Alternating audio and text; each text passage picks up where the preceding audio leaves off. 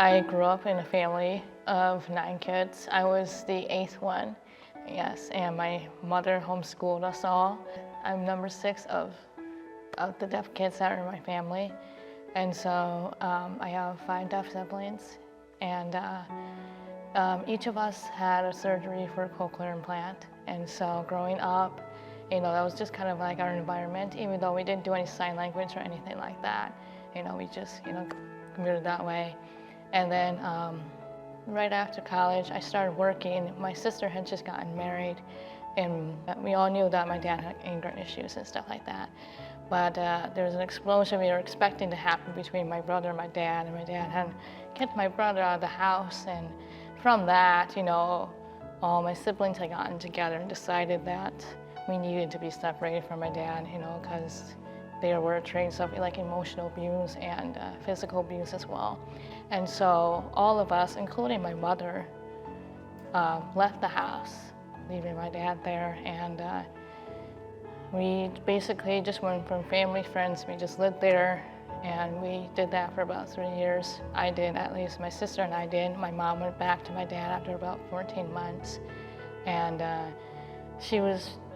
she recognized they both needed counseling, and so they're going from different places, and finally came to this one, and she recommended that I go. And of course, I was thinking, he's the one with issues, not me. Counseling for people with issues, and I do not have issues. And so I wasn't interested at all, but she persisted, and so I complied eventually. So it took a couple weeks, but I began to really see how beneficial all the counseling was. And my instructor just was, she understood me, to that level. She could really see, and we really got along together. It was really nice. But it wasn't until I was 20 years old that I had this kind of like this light bulb moment where the Holy Spirit revealed to me that I didn't need to work for my salvation, and stuff like that. He had drawn me out of death and darkness and saved me, brought me into light. And even though I had the sense that I was free and that, God did love me, I didn't have to, worry, I didn't have to fear.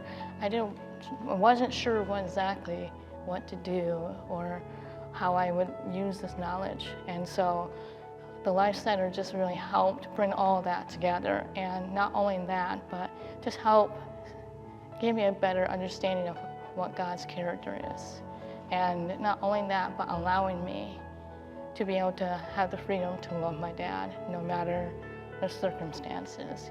There were times where it was tough and I just didn't want anything to do with him, or the mere thought of him would give me a panic attack. But through that, they just really showed me how, in the midst of any everyday circumstances, I can just really grasp onto what the Holy Spirit has, done for me. And so just been a lot of freedom and a lot less fear and hiding since then. And I was encouraged by my instructor or counselor to go to the AMT class, and I didn't even realize at first that it was geared towards me teaching others, and I just thought it was like an extension of my counseling. And so I was like, oh, sure, I'll go for it.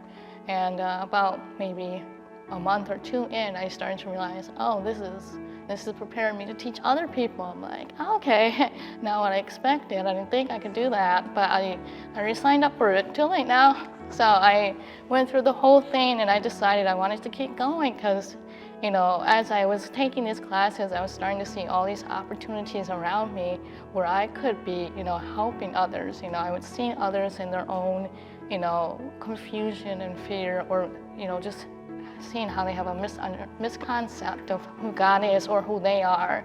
And so I was like, I want to keep doing this so I can, have, better understanding of the Bible and be able to show others, a freedom that God has given me. And so now I'm on my way to be doing my 3rd section in the final class. And so I'm excited to see how God just directs me in that way and really see what opportunities He'll give me in the future.